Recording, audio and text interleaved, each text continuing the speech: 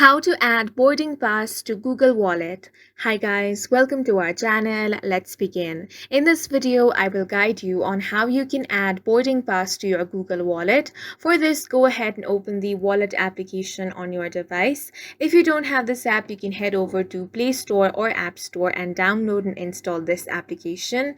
Make sure to sign into your Google account over here. Now, if you want to add a boarding pass, you want to tap on the transport pass option from this list. Now you will have to choose a transport operator. You can scroll down and find your transport operator, or you can also tap on the search bar and search for the city over here. Once you have found it, simply tap on that.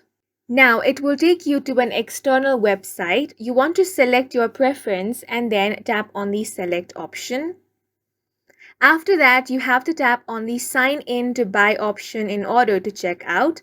Now you can check out using your Google Wallet. Once you check out using your Google Wallet, that transport pass will be added in your Google Wallet. And that's it for this video. If you found it helpful, please make sure to hit the like button and subscribe for more videos like this.